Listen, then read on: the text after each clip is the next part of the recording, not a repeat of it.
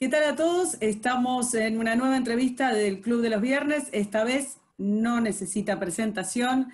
Estamos con el genio total del universo, Javier Milei. Milei presidente. ¿Cómo andás, Javier? ¿Qué tal, Karina? ¿Cómo ¿Cómo estás? estás? Y el tema de la charla es el horror de la cuarentena, los resultados y la idea misma de la cuarentena. Así que tengo mil preguntas para hacerte, Javier, pero antes de ir al Javier economista, quiero hablar con el Javier filósofo del liberalismo, el Javier que sé que tiene la teoría en la carne del liberalismo, para preguntarte filosóficamente la idea de combatir un virus, combatir una pandemia, combatir una enfermedad con una cuarentena. Desde la filosofía liberal, ¿qué te pareció? A ver, yo lo que estoy viendo es que desafortunadamente estamos siendo víctimas de lo peor de la filosofía en la materia, ¿no?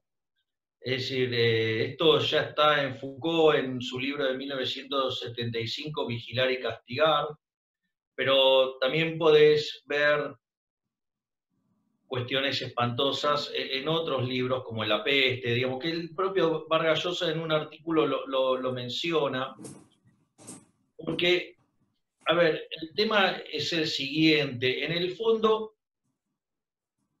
a pesar, digamos, de lo que ha evolucionado el hombre a lo largo de la historia, el hombre sigue teniéndole miedo al mismo elemento, que es el miedo a la muerte.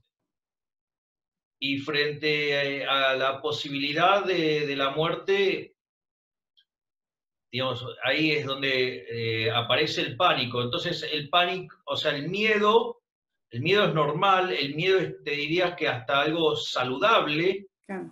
En el fondo lo que hace es poner algunos mecanismos que te autopreservan, por decirlo de alguna manera.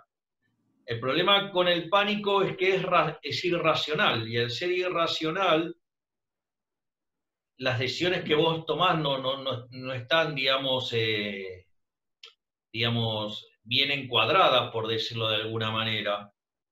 Y yo creo que, y esto también es muy importante, y es parte de los debates que deberíamos tener los liberales y los motivos por los cuales vamos perdiendo peso relativo en las discusiones y sobre todo en la política, y es el hecho de que cuando sobreviene alguna situación complicada y que genera miedo y que puede llegar a llevar hasta el pánico, básicamente se refugia en el Estado.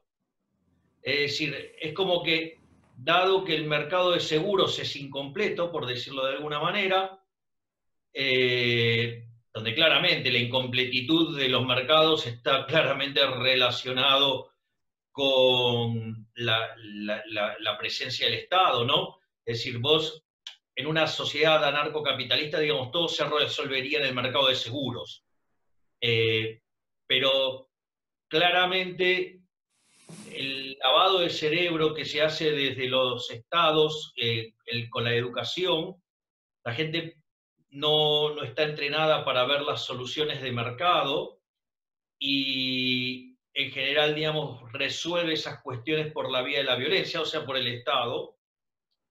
Y frente a la incertidumbre desproporcionada y sin forma de, bueno, de hecho no podés medir la incertidumbre, vos podés Claro. medir el riesgo de la incertidumbre. El Estado, digamos, que no es el Estado en sí mismo, sino que es el gobierno, digamos, las personas que están en el Sí, poder, sí, sí. te venden la idea de que ese seguro te lo va a brindar el Estado, y eso, digamos, después se constituye en un elemento por el cual se convalida el camino de servidumbre, por decirlo de alguna manera, ¿no? Entonces, lo que vos ves es que desde los estados se alienta este horror justamente para ganar posiciones relativas. y esto para mí no es un punto menor, porque nosotros ahí deberíamos explicar que no, es no sé, un engaña pichanga, no sé, digamos, cuál es la conversión porque en realidad te venden un seguro que no te pueden vender, porque vos fijate, ¿no? El punto es, cuando vos preguntás sobre esta pandemia y qué hizo el Estado, digamos, en general, todos los estados resolvieron mal. Sí, la inmensa mayoría. Claro, entonces el argumento es bueno, pero nadie podía prever lo que iba a pasar. Ahora la pregunta es, si nadie lo podía prever lo que iba a pasar, ¿por qué me estás diciendo que necesitas un Estado más grande si tampoco lo va a poder prever? Es Bueno, decir, ahí es interesante lo que estás diciendo, porque nosotros, digamos, ¿por qué tenemos Estado? Porque se supone que tiene una capacidad con con el fruto de nuestro trabajo, se supone que construye una cúpula de seguridad alrededor de esos imprevistos. O sea, se suponía que teníamos Estado para que te brindara protección ante la catástrofe. Si el Estado no puede brindar protección ante la catástrofe, si ante la catástrofe lo que hace es encerrarte, bueno, entonces, ¿para qué tuviste todo el gasto público, por ejemplo, que tuviste en salud? Si no podías controlar un virus, que no es sí, una cosa, no es una invasión extraterrestre, es un virus. Virus hay todos los años. sí, pero por eso yo te diría, porque vos estás yendo a otro punto que también para mí es muy importante, que es el de la estafa. Es decir, el virus encontró a todos los sistemas de salud en offside, por decirlo de alguna manera. Es decir, que vos todo lo que pagaste en impuestos para financiar el sistema de salud, en rigor fue una estafa. Pero yo estoy yendo a un punto, si vos querés, anterior, y es el tema de que el Estado juega un rol como un mecanismo de seguro, que en el fondo no es ni más ni menos que confrontar la idea de Rawls con la idea de Nozick. Digo, creo que no hace falta que explique que aun cuando creo que el trabajo de Nozick en lo que es anarquía, Estado y utopía, yo creo que, digamos, se equivoca cuando, digamos, se termina creando la agencia que los protege a todos y eso lo llama Estado. Digo, para mí ahí hay un error, ¿no? Porque en el fondo, digamos, esas... ¿Querés que lo cuente cómo es el mecanismo o, Sí, digamos, porque nos escucha mucha gente joven. bueno, lo que dice Nozick es lo que en ese libro construye es la idea del Estado minarquista, solo, digamos, para los temas de seguridad y justicia, si vos querés. Básicamente lo que dice es, bueno, digamos, tenemos una sociedad de libre mercado en todos los aspectos y suponete que vos tenés una diferencia con un vecino tuyo. No sé, digamos, le gusta escuchar música muy fuerte a la madrugada y vos te tenés que levantar a las 8 de la mañana, a las 7 de la mañana eh, a, para bañarte e ir a trabajar. O sea, entonces, digo, el tipo te genera una complicación. Entonces vos empezás a tener, digamos, una discusión, ¿sí? Y esa discusión no termina de buena manera. Entonces, y el conflicto escala y escala. Entonces llegan a un momento que están dispuestos a irse a los tiros, por decirlo de alguna manera. Yo lo estoy poniendo muy en formato Milei para que sea más amigable. Entonces, ¿qué es lo que pasa? El problema es que tu vecino va a estar,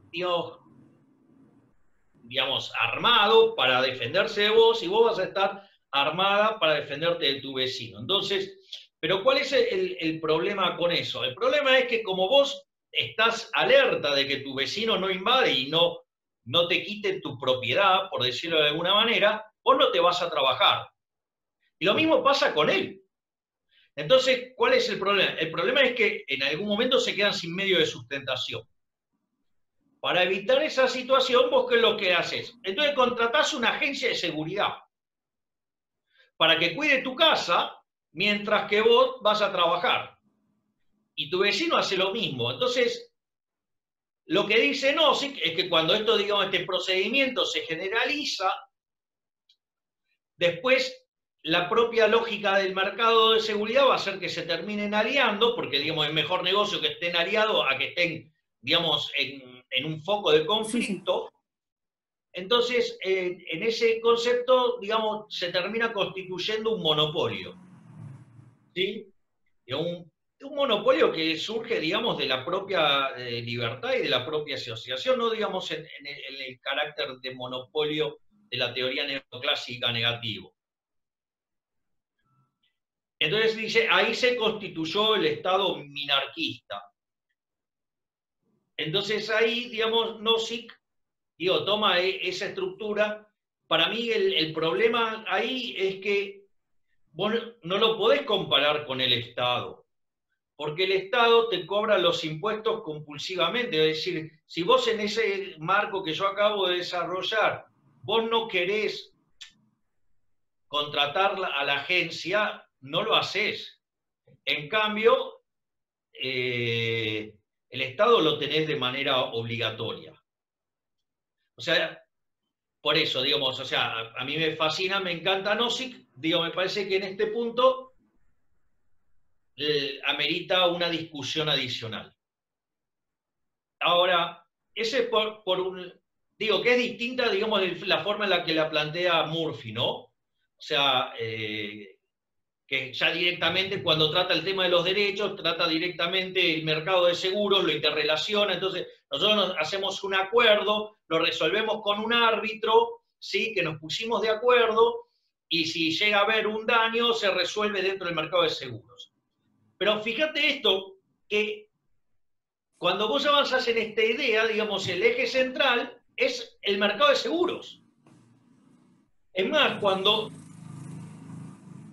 Murphy decide avanzar sobre la idea de la seguridad nacional, dice, bueno, en realidad las agencias de seguro que protegen a los agentes en estas relaciones entre agentes y por el tema de los incumplimientos de los contratos y lo que fuera, bueno, se van a agrupar y van a hacer la defensa nacional. Digo, porque sería una cuestión, digamos, natural.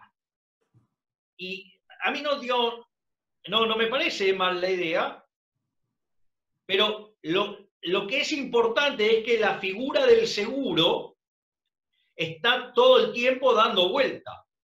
Y lo que hace el Estado es justamente ofrecerte el seguro. El velo de roble es eso, porque ¿qué es lo que te dice? Bueno, mirá, vos podés, básicamente, vos tenés una lotería y te puede tocar cualquier cosa. Entonces, si vos en realidad estuvieras digamos, en una situación detrás del velo y tenés que elegir, te dice, bueno, mirá, podés llevar la vida de, por decir algo, no sé. Sí, no sé, a ver, la tómbola te puede tocar desde el lado muy acomodado o podés estar en una condición muy paupérrima. Claro, entonces, digamos, si vos consideraras que los individuos son, digamos, aversos al riesgo, esto, digamos, ya más a lo economista, digo, vos tendrías a buscar una solución intermedia. Digo, esa es la idea en el fondo del velo de Rolle, que, digamos, en el fondo, si te fijas, lo que te está haciendo y te dice, bueno, y te está vendiendo un seguro.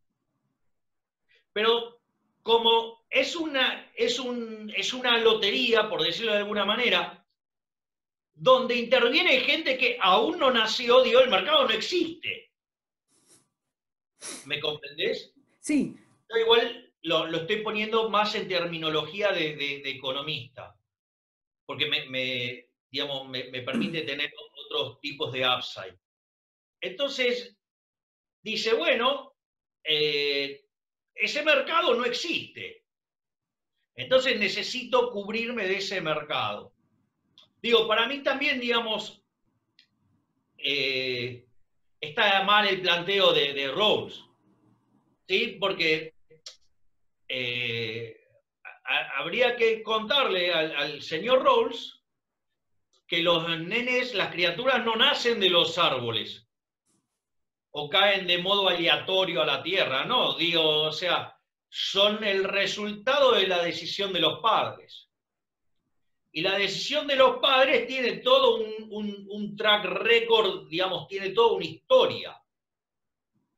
Entonces, en ese contexto, tratar de hacer ese tipo de nivelación no deja de implicar estar robándole recursos a determinados grupos para dárselos, digamos, a quien, digamos, a ellos se les antoja. Porque hay dos partes del problema. Uno, digamos, la cuestión ética y moral, digamos, donde nadie debería apropiarse del fruto del trabajo de otra persona. Y ese es el eje central que nosotros los liberales solemos machacar, pero también hay una cuestión, digamos, de la no eficiencia, con la cual, porque es cierto, digo, quizás, o sea, el tipo que lo hace tiene las mejores intenciones del mundo, ¿sí? Pero el día que viene un hijo de puta te mató, ¿sí? Y no solo eso, sino que además el tipo de diseño institucional fomenta la existencia de hijos de puta, y por otro lado, no es cierto que vayan a tomar las decisiones correctas. ¿Por qué? Porque están decidiendo sobre cómo asignar recursos en terceros siendo los recursos de otros. Entonces, digamos, Sí, jamás así como los chicos no caen de los árboles, los funcionarios a cargo del Estado tampoco caen de los árboles. El Estado no es una persona, el Estado es una entelequia y en realidad lo que tenés son gobiernos gerenciando aquello que es el fruto de nuestro trabajo constituido en impuestos. Ahora, esas pero fíjate, personas... dame un Esas, segundo, pero hay un elemento central que era al que quería llegar después de esto. Porque vos acabás de pegar justo a donde yo le iba a pegar, que es ¿por qué, digamos, o sea, le dan una entidad al Estado que no tiene? Es decir, decidieron reemplazar, a ver, muchas veces hay algunos que cuestionan a otros, o sea, no, porque vos crees en Dios, sí, y vos crees en el Estado, que es una idiotez. Y básicamente lo que te vas a encontrar recurrentemente es el problema de lo que Hayek llamaba la fatal arrogancia. Digo, en su bueno, último sí, libro. iba ahí. Claro, y claro, porque digo, el tipo, digamos, asume que es omnisciente, omnipresente, omnipotente. O sea, el tipo, digamos, así como está rechazando de que vos creas en Dios, él se está rogando ser Dios. Javier, hay una declaración de hoy de Alberto Fernández que dice, ¿por qué los empresarios se quejan si les estamos pagando, les estamos dando plata para que mantengan sus empresas, les estamos pagando los sueldos de sus empleados? O sea, creo que, pero la fatal arrogancia se resume en una nota periodística del día de hoy. Les estamos dando la plata, ¿de qué se quejan si les estamos bancando la empresa? O sea, el tipo que está en el gobierno ha de haber pensado que el dinero que tiene, puso una moneda, puso en una maceta y fueron creciendo los billetes y él los colecta. Una locura total. Pero te decía, la otra cosa que me interesa mucho es que como el que va a gerenciar ese problema, vamos a poner que generó el pánico entre la gente, que es una enfermedad X, lo va a gerenciar en función de su propia cosmogonía. Porque no todos los países tomaron las mismas decisiones, porque no todos los países piensan que la libertad o la propiedad de los ciudadanos les pertenece, como que fuera algo que te dan generosamente, que es una potestad del Estado permitirte o no caminar por la calle. Permitirte Bueno, de o no hecho, llevar a tu hijo de la mano. ¿Vos entendés que es una locura tan no, de hecho, enorme? digamos, eso es lo que describe Foucault en Vigilar y Castigar, o sea, se vuelve el sueño del político donde el tipo digita cada una de las cosas que vos haces. Es decir, no es que... Entonces, y el eje central, entonces, es en el debate que nosotros tenemos que dar la pelea, es mostrar que esa agencia de seguro llamado Estado es una mentira. Es decir, es este argumento. A ver, vos me estás diciendo que es imposible prever la situación. Y lo que me estás diciendo es que para enfrentar la situación te tengo que dar más poder cuando me Con decís el que que es te di no imposible. supiste hacer nada. Claro, o sea que vos lo único que me estás diciendo es que cuando venga la próxima tampoco lo vas a saber resolver, pero además me quitas mayores grados de libertad, o sea, me quitas más recursos, o sea, entonces digo, ¿qué negocio me estás proponiendo? Me parece que la lógica, digo, me parece que la pelea nosotros la tenemos que entender ahí, en el tema del seguro, porque en el fondo lo que aparece con la peste es el problema de que el ser humano, digo, no resuelve o no tiene forma de procesar el punto respecto a la muerte.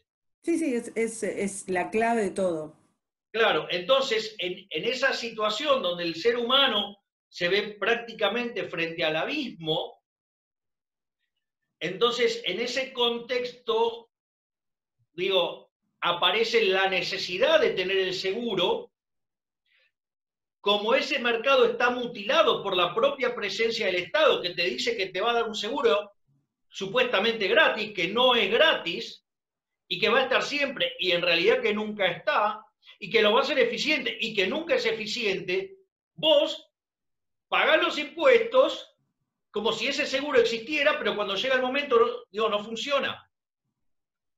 Entonces, me parece que, y los políticos juegan de eso, o sea, cuando llega y se ve el mercado no reacciona, y entonces necesitas del Estado. Te Entonces, dicen el mercado no resuelve. Cuando coercitivamente han impedido que el mercado se exacto, mueva. Porque, a ver, apenas llega este input que es la enfermedad o la tragedia, la pandemia, lo que sea, este evento excepcional, cierran toda posibilidad de mercado. O sea, impiden la actividad, sí, impiden la pero no solo importación, eso, impiden la Karina, exportación, impiden el intercambio. pero no solo eso, digamos, está bloqueado antes, está bloqueado antes. A ver, lo voy a hacer con un ejemplo.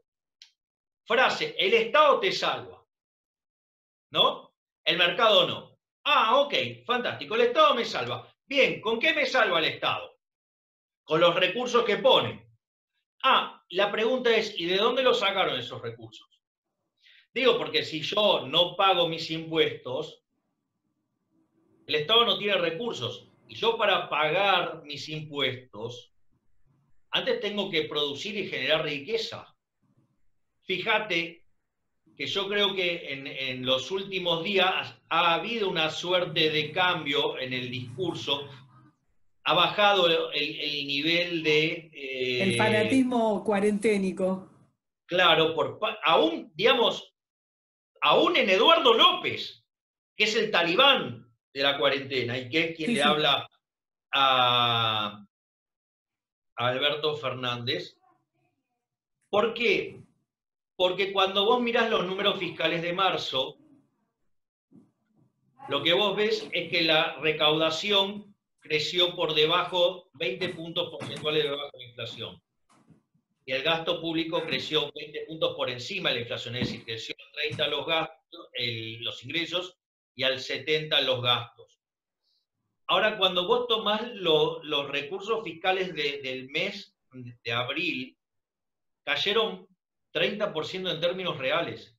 Es decir, los tipos se están dando cuenta que si el sector privado no produce,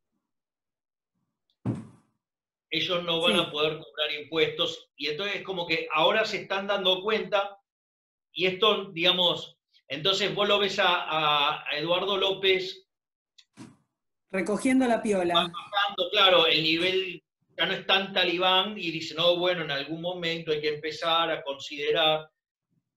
Y esto, digamos, lo ves hasta en un tipo como Leandro Santoro, ¿sí? Donde en sus últimas declaraciones el tipo empieza a flexibilizar la posición, digamos, cuando, o sea, no deja de tener un discurso para nosotros urticante, irritante, y que implica un desprecio por la libertad furioso. Pero digo, yo he interactuado con él, yo no tengo la sensación de que sea mala persona. Digo, está formado y tiene una visión, digamos, que no pudo escapar del adoctrinamiento de la religión del Estado. O sea, digamos, por eso, digamos, lo menciono, porque digo, no creo que lo haga con mala intención, sino que creo que es parte de, es un producto típico del sistema, es el producto que el sistema querría generar. Pero, porque Entonces, ahí te interrumpo un segundo. Él y tantos otros, hay una banalidad en el discurso que hace, pero que es mucha la gente, no, no son los políticos son un producto también de la sociedad que tenés. Entonces, a mí lo que me impresionó mucho del desarrollo de estos 2 meses de coartar libertades es que la gente acepta que le digan qué libertad o no le van a dar. Toda vez que vos dejás avanzar, bueno, es como la naturaleza, el político, ¿entendés? Odia, claro, está como a ver, odian servidumbre el de vacío, calle. vos dejás que avance el poder y el poder avanza. Entonces, toda vez que vos te retraes, vas a tener un tipo que te diga, y esto lo vamos a hacer así, y ustedes van a hacer esto porque esto es por su bien. Entonces, hay como hay una idea de que hay un grupo de personas, una casta, una selección de personas que entienden aquello que es el bien común. Y el bien común está, y eso es un discurso que venimos escuchando reiteradamente, por encima de la libertad individual. Y esto, te consulto, esto es Argentina, pero es el mundo. Vos estuviste, bueno, primero porque conocés mucho mundo y lees mucho, y además porque sos consultado en el exterior. Esto no pasa solamente en Argentina. En España, por ejemplo, es un caso escandaloso, en Italia lo mismo. ¿Qué pensás? No, es que el problema con los políticos y la libertad, digamos, es el mismo en todas partes del mundo. Es decir, cuando yo, digamos, vos fíjate que hay un video que suele viralizarse cada 2 por 3, lo levanta alguien y siempre termina teniendo una viralización impresionante y que siempre pasa los 2 millones de reproducciones. Es un video donde estoy hablando con Novarecio y explico, digamos, la porquería que son los políticos, ¿no? Y es impresionante porque a mí me llaman de todas partes del mundo, básicamente por ese video. Claro, Con lo cual, digo, la lógica y la batalla, digamos, es muy similar en todas partes del mundo. En algunos lugares la gente, las personas están más o menos adoctrinadas y eso permite el mayor o menor avance del Estado. Pero al eje central al que quiero ir es esto. Digo, el hombre no resolvió un problema existencial, digamos, y cómo enfrentar ese abismo que implica la muerte.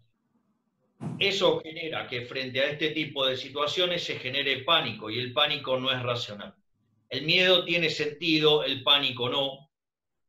Entonces, cuando vos, digamos, estás tomando decisiones bajo el pánico, digamos, es probable que eh, no aciertes, o sea, lo más probable es que te equivoques.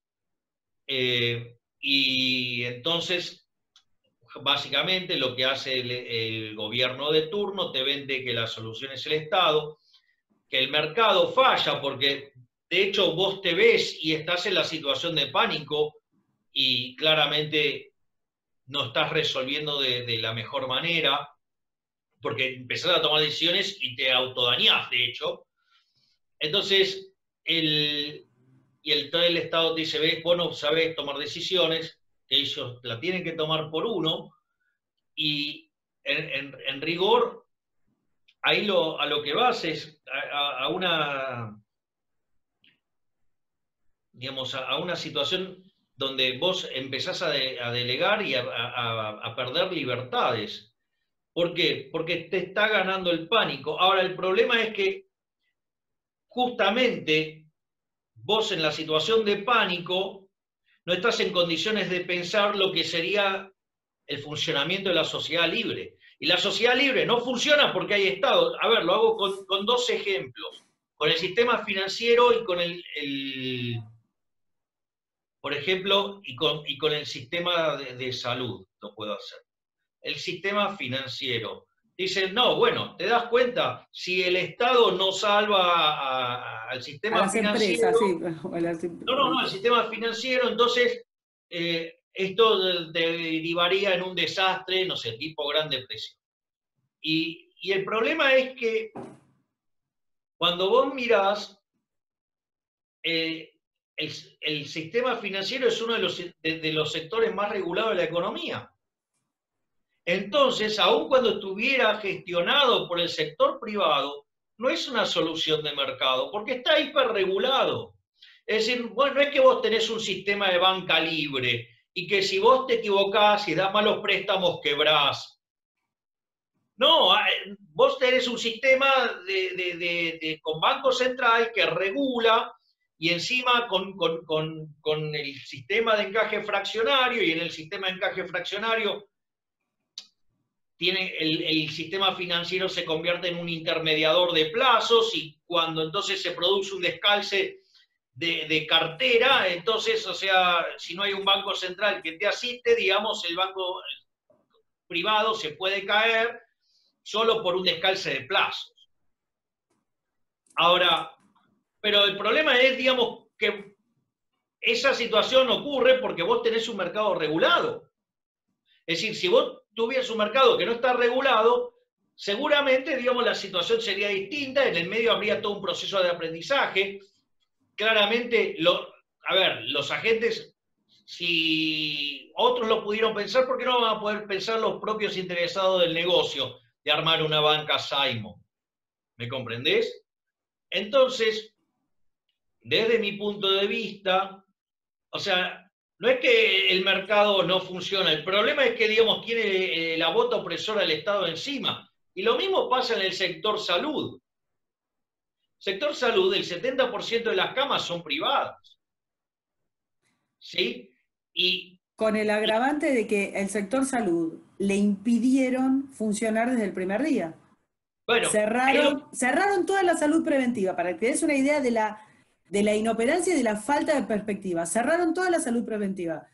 Pararon las operaciones programadas, pararon los turnos, pararon el diagnóstico, pararon la rehabilitación. Vos sabés perfectamente bien que la calidad de vida de Occidente, la razón por la cual tengamos una mayor expectativa de vida, tiene que ver con la salud preventiva.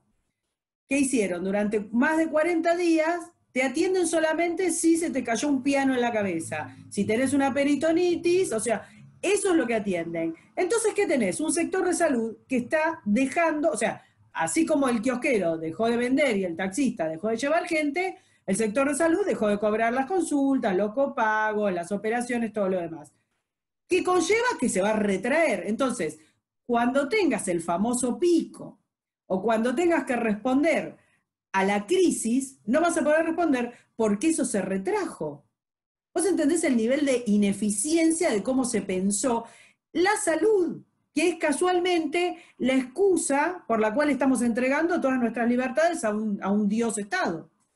claro, pero por eso voy. Entonces, es falso que el Estado te salva y es falso, digamos, que el sistema de salud pueda operar libremente. Es decir, porque los problemas que te encontrás son porque en el medio se metió el Estado. Eso es lo que, entonces, digamos, también hay que explicar eso, digamos, que un mercado que está regulado hasta la coronilla, digamos, claramente no es mercado. Es decir, es algún tipo de arreglo de gestión privada, pero no es mercado. Es como cuando con Giacomini nosotros planteamos los problemas de la educación pública, y toda la educación es pública, No, ¿cómo va a ser si hay instituciones privadas? Pero es falso que sean privadas. ¿En qué sentido? Son de gestión privada. Vos vas a tener estas instituciones de gestión privada, de gestión estatal, pero toda la educación es pública. ¿Por qué? Porque los lineamientos, o sea, yo digo, no sé, suponete que quiero crear la universidad libertaria. Y la CONIAU no me va a dejar No te va a pasarlo. aprobar los programas. O sea, ¿me entendés? Entonces yo digo, voy a tener que enseñar más o menos lo mismo que se enseña en la institución de gestión estatal, o sea, entonces tengo digamos, sigo generando, ¿cómo Sí, es? sí. Pequeños niños adoctrinados dentro del Claro, mismo marco de esclavos de la conocimiento. religión del Estado. Entonces, en ese sentido, a mí me parece que el problema está ahí, digamos, o sea, pero que entendamos que nosotros, en el fondo, es una discusión sobre el mercado de seguros, ¿no? Y que si nosotros tenemos en claro esa discusión, no solo, digamos, podemos plantear mejor el problema del debate cuando ocurre la crisis, sino que es algo que nos permite trabajar durante los periodos entre crisis. Digamos, ese sería el elemento central. Ahora, para dar esta batalla, lo que vos necesitas es tener, y en especial en los momentos de pánico, no solo tener fuerte tu base conceptual, sino que tenés que tener números. Entonces, por ejemplo, una de las cosas que yo hago en cada una de las charlas es poner la cuestión en términos cuantitativos. Entonces yo te digo, bueno, mira, el coronavirus, desde que en sus primeros 100 días en el mundo, mató a 162.000 personas. Claro, si vos estás todos los días mirando la televisión y empezás a ver cuánta gente muere, vos empezás a ver, digamos, la imagen de los féretros, ¿sí? Imágenes, digamos, como el italiano ese que se le muere la madre en la casa y no la puede sacar, y cosas por el estilo. Javier, tenés un contador de muertos en la primera plana de todos los portales, de todos los medios del mundo. Bien, eso Contador es de lo muertos de coronavirus. O sea, imagínate el nivel de machaque en la cabeza de la gente. Esto que estás diciendo es un manejo del miedo casi infantil. bien, eso es lo que estoy diciendo, es decir, cómo alimentan el pánico. Es decir, entonces, ahora, es increíble, yo una vez, digamos, una frase que hace, digamos, que hizo la Nata en la época del kirchnerismo y, digamos, de los fantasmas que la gente, digamos, se cree en la cabeza, es decir, y cuando vos soltás ese fantasma dentro de tu cabeza, digamos, o sea, entra el pánico, eso ya no es racional y el tamaño puede ser de cualquier cosa y te devora. Desde mi punto de vista, la única forma de combatir esto es con datos. Entonces yo digo, bueno, ok, en los primeros 100, hoy ya, digamos, los muertos llegan a 250.000, pero en los primeros 100 días el coronavirus mató 162.000 personas. ¿Por qué hago tanto énfasis en esto? Que ahora lo vas a ver con claridad. Cuando vos tomás los estudios demográficos, hay unos trabajos que hace la Organización de Naciones Unidas que es espectacular, digamos, invito a todo el mundo que se meta en la página y lo vea porque cómo trabaja la cuestión de la fertilidad, cómo trabaja la cuestión de la mortalidad, digamos, cómo diseña la transición demográfica, cómo analiza, digamos, cómo va cambiando la composición de la población, cómo hace el estudio de la transición demográfica. Es un trabajo fenomenal hecho para cada uno de los países del planeta Tierra y después con todo eso llega al resultado, digamos, de cómo evoluciona la población y la verdad que digo, los trabajos tienen un nivel de exactitud impresionante. Ahora, mira esto, porque esto es muy interesante. la tasa, digamos, de mortalidad en la población, o sea, la población cómo crece, del neto de la tasa de natalidad menos la tasa de mortalidad. Claro. Entonces, la tasa de mortalidad es de 0,8% anual para el año 2020. Entonces, eso implica que durante el 2020 en el planeta Tierra van a estar muriendo aproximadamente 60 millones de personas. Si yo tomo 60 millones de personas, lo divido por 365, me da que en el planeta Tierra se mueren 165.000 personas por día. Esto significa que el coronavirus solamente representa el 1% de esas muertes. Entonces, le estamos dando un nivel de significatividad al coronavirus que no tiene una contraparte Real, numérica. claro, cuantitativa. Entonces te dicen, no, bueno, lo que pasa es que esto es gracias a que los infectólogos diseñamos la cuarentena. Y eso es falso, porque esto es lo mismo que yo te diga, mirá, Karina, la realidad es que el mundo se iba a destruir el 23 de octubre de 1970. Pero como por milagro nació en Argentina Javier Gerardo Milei, el mundo no estalló. Y de hecho, mirá, digamos, todo lo que ha evolucionado el mundo desde ese momento, gracias a que nació Javier Milei. Voy a decir, digo, Pero parece. además es contrafáctico en un montón de aspectos. La idea misma de la cuarentena fue una idea, si me permitís, un poco snob, porque el quédate en casita excluía al 60% de la población mundial que no tiene las condiciones ni de agua potable, ni de una casa confortable, ni de acceso a los medicamentos. O sea, excluía a un enorme porcentaje de la población mundial, no la que aparece en los diarios, claramente, no la europea, no la de los centros urbanos más desarrollados. Todo lo demás quedaba fuera. O sea que si esas proyecciones hubieran sido ciertas, todos los espacios de hacinamiento hubieran estallado en la progresión geométrica que se estaba calculando, porque vos podías tener a Cava encerrado, pero lo cierto es que los centros las villas de emergencia, los lugares más aislados, los que no tienen acceso a agua potable y demás, no quedaron en esa estructura de la cuarentena confortable en la cual la gente va con el barbijito, y sin embargo no estalló. Y además tenés el contrafáctico que estás diciendo, imposible de saber. Lo cierto es que cada vez están surgiendo ¿Cómo más no es voces. cierto que el mundo es más maravilloso porque yo existo? Además. Claro. Pero además te decía, por ejemplo, salieron esta semana un montón de casos de estudios que hablan sobre el circuito que hace el virus. Y entonces hizo una curva similar en los lugares donde hubo una restricción enorme de cuarentena y en los lugares donde no la hubo. O sea, si ves en la perspectiva lo que fue la curva, fue más o menos similar y no difiere en esto que estás diciendo cuantitativamente en la cantidad de muertos con otros virus estacionales de tipo respiratorio, ¿no?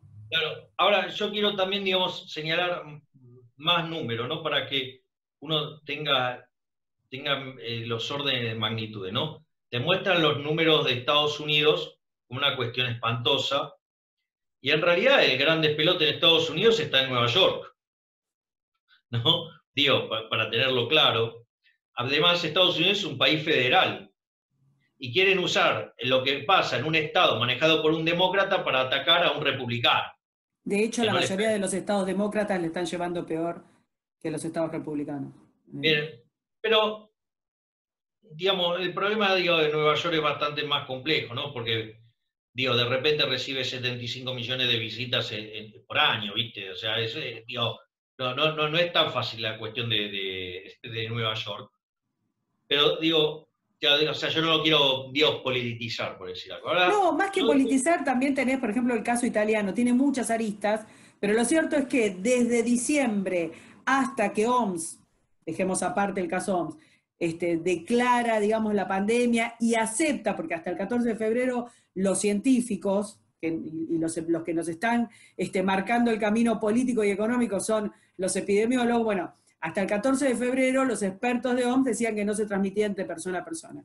Entonces vos tuviste 2 meses de mandar millones de personas en aviones que posiblemente hubieran estado contagiadas. Obviamente, los centros turísticos como Nueva York, como Italia y demás, recibieron una cantidad de gente infectada que no lo recibieron en otras partes del mundo. Entonces ahí tiene otro sentido. Claro, y ahí lo que a mí me parece interesante es que en Nueva York murieron 18.000 personas.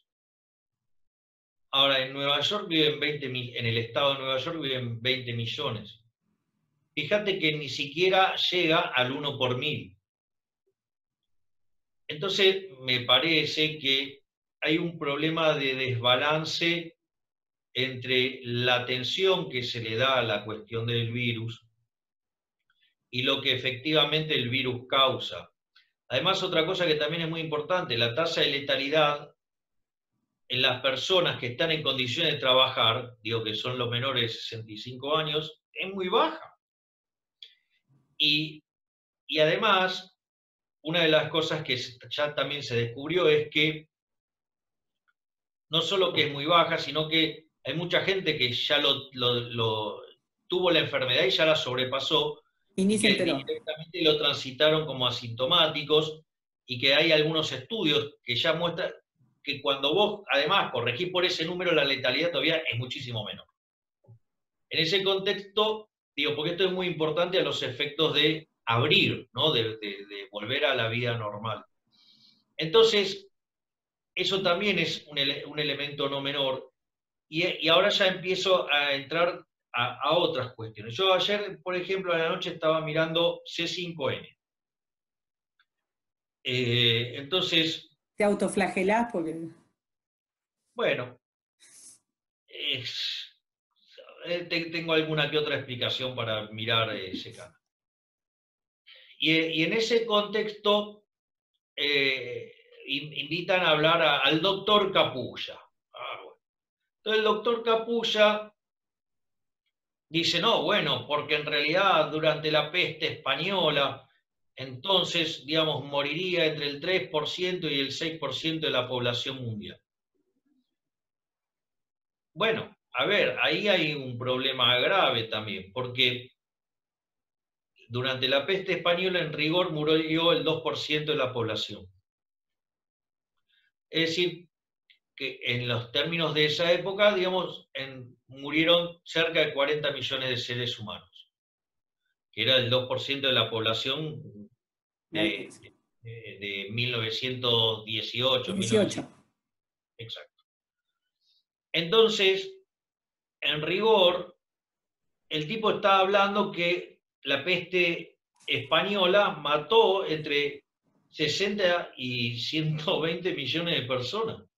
Digo, ni siquiera conocés los números, o sea, no tenés orden de magnitud de los números, no te podés errar de esa manera cuando los tipos que hacen demografía, digamos, conocen hasta el quinto cero detrás de la coma. Porque claro, ahí en el planeta Tierra viven 7.500 millones de seres humanos, entonces, digamos, los números atrás de la coma cuentan. O sea, ¿o acaso no se desesperan por el caso de Nueva York y no representa el 1 por 1000? ¿Entendés? Porque en rigor representa el 0,9 por 1000. O si vos querés, el 9 en 10.000. Digo, para tener Sí. todo lo que estamos mirando atrás de la coma. Entonces, eso a mí me parece tremendamente grave. Y el punto es, porque ahora voy a machacar en dos aspectos todavía más fuertes de los números. Para mí, los 3 economistas que más saben en el mundo sobre crecimiento son Robert Barro, Xavier Sally-Martin y Paul Romer, ¿no? Que ganó el premio Nobel hace poco, no este último, sino el anterior. Y Barro lo que hizo fue analizar cuál hubiera sido el impacto del coronavirus, cuál es el impacto del coronavirus. Entonces dice, bueno, mira, para analizar los datos, o sea, yo necesito evaluar una situación donde mi shock es que tengo menos gente en la economía. Entonces él analiza lo que pasó durante la peste española y lo que pasó durante la Primera y la Segunda Guerra Mundial. A partir de ahí, él hace un estudio de índole empírico con otros economistas, con 2 economistas más, y lo que deriva de eso es que si el mundo atravesara una situación similar a la de la peste española, el Producto Bruto Mundial tendría que estar cayendo entre un 6 y un 8%, o sea, pongamos en promedio 7%. Como la economía venía creciendo en torno al 3, vos tendrías un diferencial de tasa de crecimiento de 10 puntos, o sea, es una monstruosidad. Ahora, lo interesante de esto es que para que el coronavirus pudiera ponerse a la par de la peste española, cosa que hacía este hombre Capulla anoche, el coronavirus tendría que matar a 150 millones de seres humanos. Vamos por 250.000. ¿Me comprendés? Si yo tomo los muertos de hoy y los linealizo de manera burda, cuando uno está viendo que esto se está aplanando y esto, digamos, está dejando de crecer, con lo cual utilizar la extrapolación lineal sería una exageración. Fíjate que aun cuando hicieras eso, como mucho podría llegar al 1.000.000 de muertos en el año. Ahora, el punto es, ¿qué es lo que hace que vos estés mirando un número que lo estás poniendo contra algo que es 150 veces más grande? ¿Me comprendés? Sí, sí, o sea que no hay cálculo, o sea, no es que estamos hablando de un error de cálculo. Porque te Claro. van a decir todos esto, bueno, es el éxito de la cuarentena. No, no es el éxito de la cuarentena, es una... A ver, por eso yo quiero ir, por eso estoy yendo a este punto de manera tan directa. Y es esto. La economía no debería haber perdido por esto más que medio punto porcentual. Claro. Entonces la tasa de crecimiento del 3 debería haber pasado al 2,5, ¿sí? Pero, o al 2, si vos querés. Ahora, todo lo que esté por debajo de 2 es culpa de los infectólogos. O sea, si el mundo cae 3%, hay 5 puntos de crecimiento que se perdieron por culpa de los infectólogos. ¿Y por qué es importante ¿Cinco esto? puntos de crecimiento? ¿Cuántos muertos son? Ahí va, señora, yo sabía que usted me iba a leer de antemano. Entonces hay un estudio de una de estas instituciones que analiza el hambre en el mundo. El mundo, en el año 1810, cuando alcanza una población de 1.000.000.000 de seres humanos, lo que vos tenés es que en ese momento el 95% de la población del mundo vivía con menos de $1 diario, que es la definición de pobreza extrema. Hoy ese número era 5%. Con esta caída de la actividad y el empleo y de los salarios reales, ese número va a pegar un salto y va a ser de 15%. Al entrar en esa situación, este organismo estima que se van a morir durante 90 días 300.000 personas por día de hambre, como consecuencia del parate que se le hizo a la economía. Esto significa que los infectólogos, por un virus que mató 1.000.000 de personas, digo, porque si lo hacemos en un año, van a estar matando 27 millones de personas de hambre. Me parece que Es brutal ese número, es brutal, brutal. ¿Entendés que es una desproporción criminal? es que serían casi la mitad de las muertes de un año.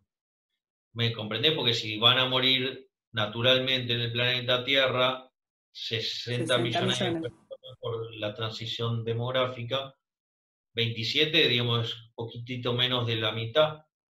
Entonces, lo que vos tenés es que vas a tener un salto, digamos, de la cantidad de muertos en el planeta Tierra por culpa de los infectólogos. Vas a tener una caída del bienestar enorme por culpa de los infectólogos. Y ahí yo, digamos, lo que veo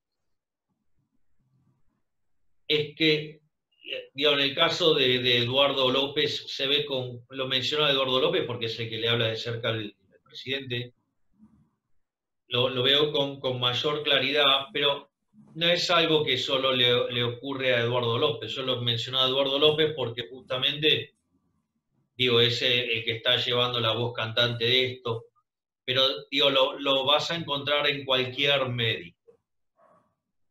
Y es el problema de lo que uno habla. ¿Sabes que hay un libro de Milton Friedman que se llama Teoría de los Precios? Y él hace justamente la separación entre lo que es el equilibrio individual, capturado en la terminología convencional de hoy de la economía, que se llama microeconomía, y lo que es la macroeconomía. Entonces, él justamente arranca el libro explicando la diferencia, digamos, cuando vos haces un análisis de equilibrio parcial y haces uno de equilibrio general. ¿Y por qué digo esto? Porque cuando vos mirás, suponete que vas al médico, entonces, ¿qué tal, Karina? ¿Cómo le va? Bueno, entonces vos me traes los estudios, yo miro los estudios, pongo cara de espantado y te digo, bueno, mire, te tenés que quedar encerrada 3 semanas en tu casa. Entonces vos lo primero que decís, bueno, mire, doctor, yo no sé si el trabajo me va a permitir estar 3 semanas, digo, en mi casa sin hacer nada. No, bueno, pero lo prioritario es la salud, porque si usted no tiene salud, no tiene nada. Pero eso estamos haciendo el caso, digamos, de una persona que tiene un trabajo formal y que además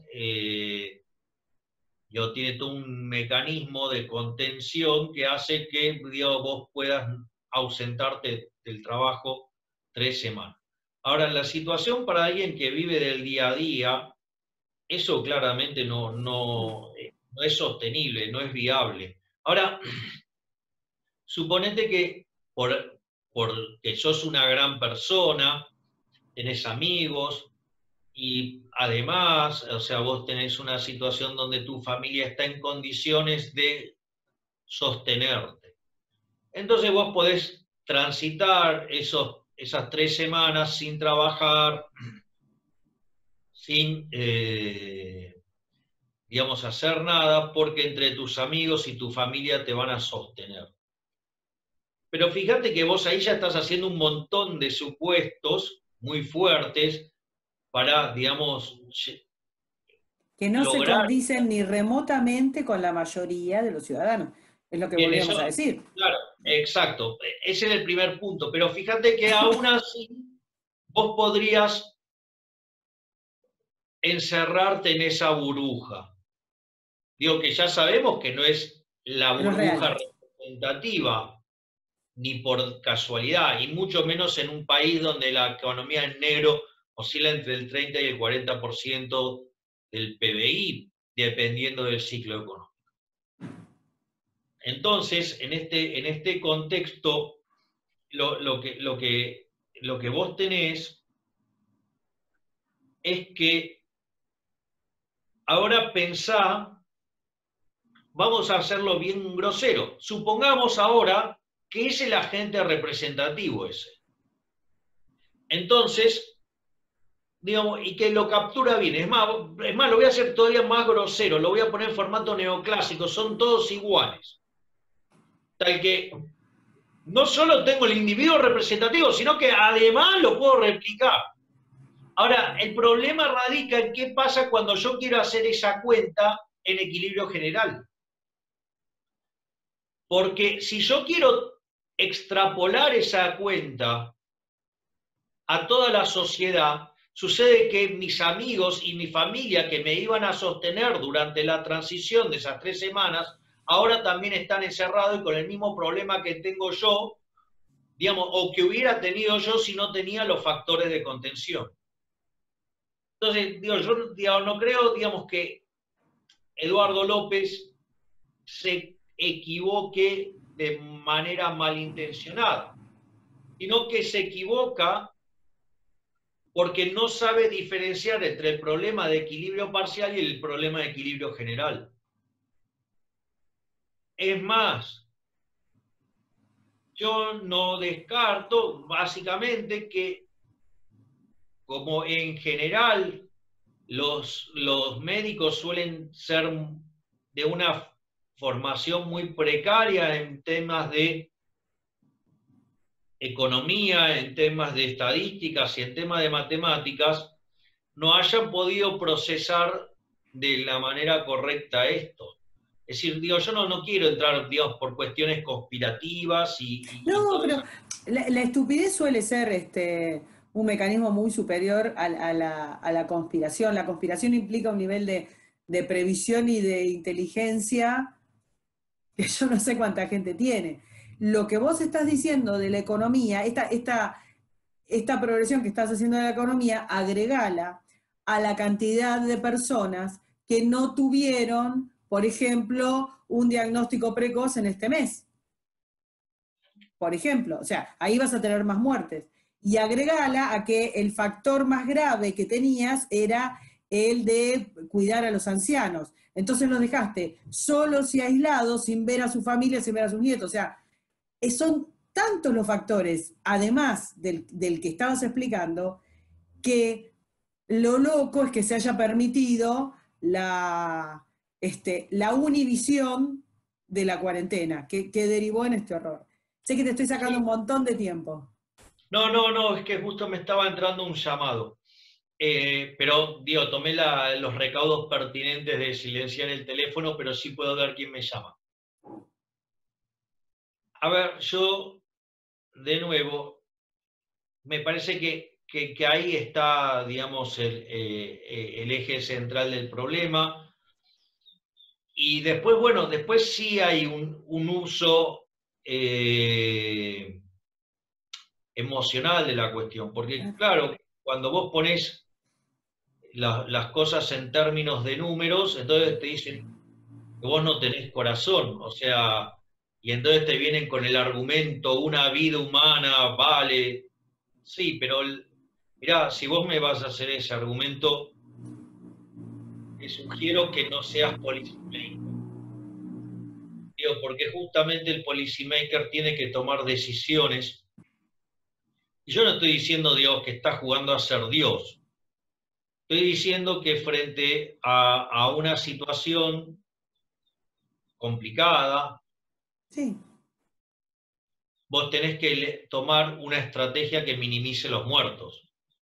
Es decir, ¿estamos de acuerdo, digamos, que frente al problema va a haber muertos? Sí. Ok, digamos, va a haber No, muertos. no estamos de acuerdo. Eso es lo que pasó.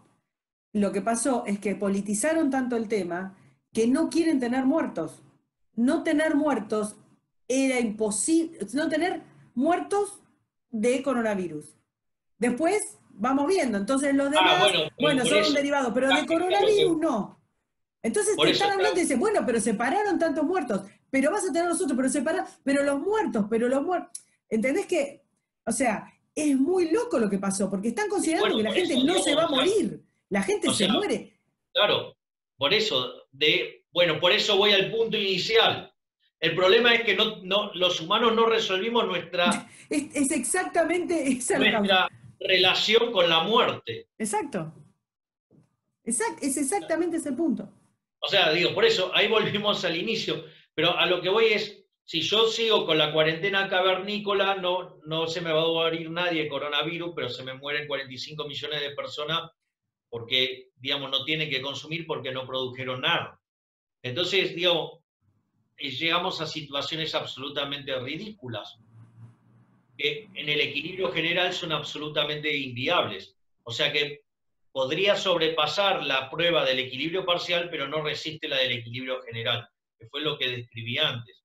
Por lo tanto, a mí me parece que hay otras formas de tomarlo, y lo primero que hay que entender es que cuando pasa estas cosas, obviamente, digamos, va a haber muertos. Entonces, si entendemos que esto va a generar muertos, lo que vos tenés que hacer es minimizarlo. Es decir, la función del policy maker es minimizar ese número, es hacer ese número mínimo. Entonces, si estamos de acuerdo de esto, entonces yo puedo contar, hay un economista verdaderamente maravilloso, se llama Steven Lansburg, que estudió en la Universidad de Chicago, da clases, creo que da clases en Rochester, y él, digamos, es uno de los discípulos de Gary Becker. Entonces, él se hizo famoso con un libro que publicó que se llama El economista en pijamas. Esa es la traducción en español. En inglés es The Armchair Economist. Y en el libro más reciente de él, se llama Cuanto más sexo, más seguro, ¿no? Que analiza el caso del SIDA. Si vos recordás, Karina, cuando apareció el SIDA, prácticamente la recomendación era no tener sexo. Claro. Sí, Entonces, sí. lo que hace, él lo toma de un artículo, digamos, que desarrolló otro economista, ¿no? Entonces, él agarra y dice, analiza el caso lo pone en un caso simple, ¿no? O sea, suponete que vos tenés 3 chicos. Hay uno que es una chica que tiene que elegir entre 2 chicos. Uno que es un promiscuo, que es un tiro al aire, que es súper divertido, que está para la joda total, y que es el que verdaderamente más le gusta a la chica. Y ese chico está contagiado de SIDA y no lo sabe. ¿Sí?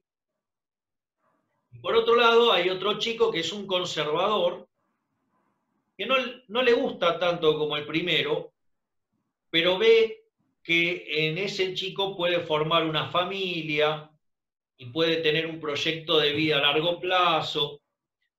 Obviamente que no se va a divertir de la misma manera que lo hace con el promiscuo, pero va a tener todo un montón de otras cosas que probablemente, casi seguro, no las tenga con el promiscuo. Entonces, yendo los 3 al baile, ella decide quedarse con el conservador. El problema es que los 3 van, digamos, en sus autos, yendo para la fiesta, y cuando van por la ruta, aparece un cartel que dice, cuidado con el SIDA, no tenga sexo. Entonces el chico conservador se vuelve a la casa. Entonces la chica, frente al que había elegido racionalmente, que no está, se queda con el promiscuo, y entonces en lugar de tener un infectado tengo 2. Básicamente lo que te está mostrando es que cuando vos sacaste, mediante la recomendación de que la gente no tenga sexo, sacaste a los seguros del mercado y solo dejaste a quienes, a los que estaban enfermos. Claro. Le bajaste la competencia y le aumentaste el ratio de concreción, y, digamos, la cantidad de infectados fue mayor. En el ejemplo, en lugar de tener 1, ahora tenés 2.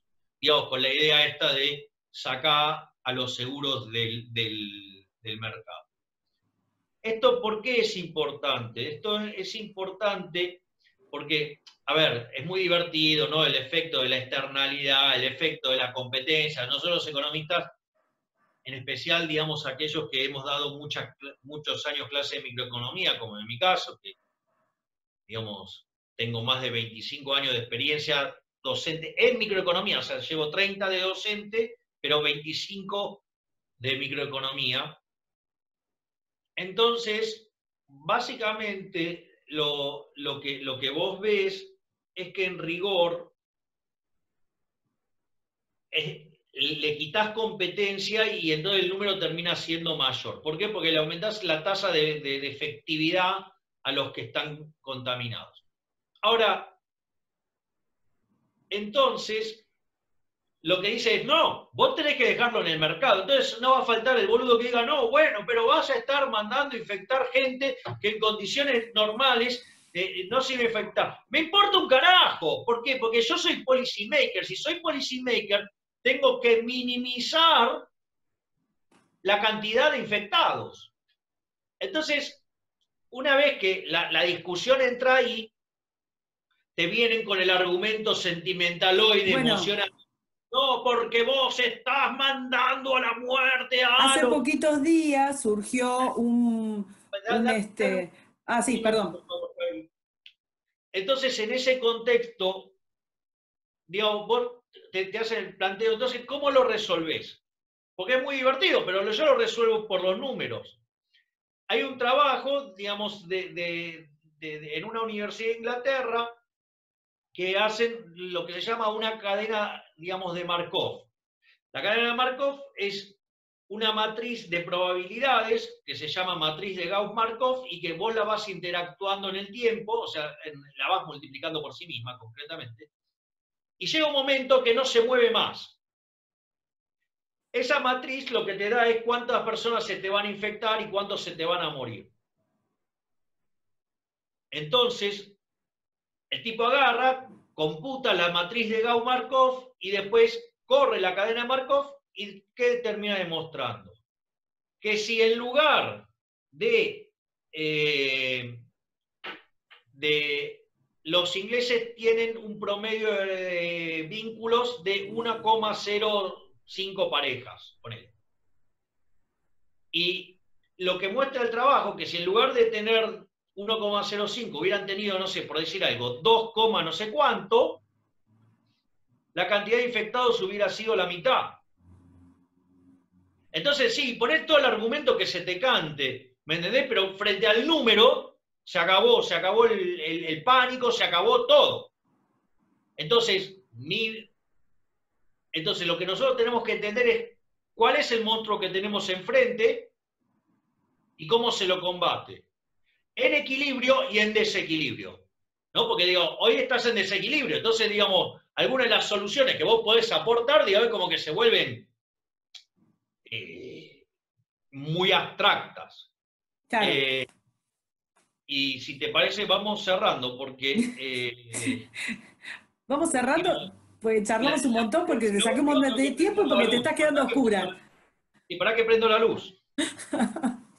Ah, mira, no tiene el cable, pero por casualidad.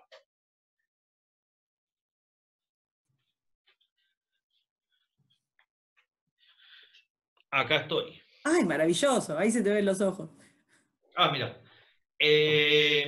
Entonces, me parece que cuando aparecen este tipo de situaciones, nosotros tenemos que entender que la situación de desequilibrio no es como la de equilibrio, que la situación de desequilibrio puede tener componentes irracionales y que la mejor forma de atacar los componentes irracionales es con los números, es con los datos.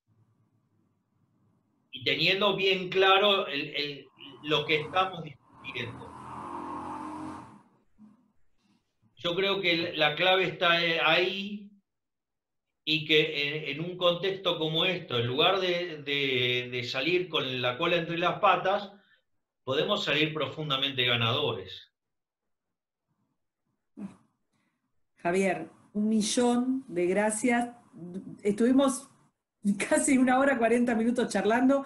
Me quedaría mucho más, pero ya sé que estás haciendo millones de cosas, que estás más ocupado que nunca.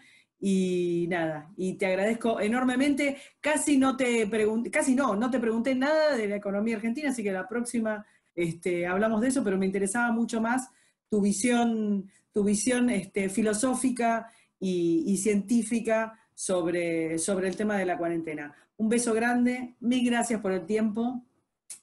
Nos No, volvemos a ver. el agradecido soy yo porque, digamos, este tipo de charlas a mí me permite, digamos, mostrar otras aristas de mi trabajo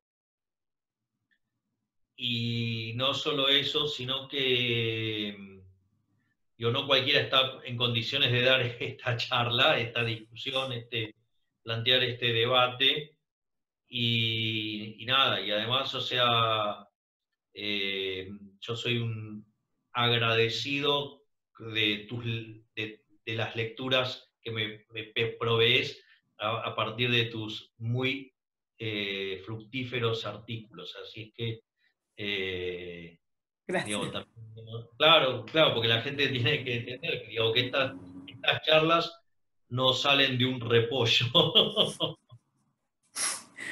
Exacto. Bueno, muchas gracias, Javier. Muchas gracias. Un abrazo enorme. Abrazo a la distancia. Hasta la próxima. Gracias. Chao. Besito. Chau, chau. Gracias.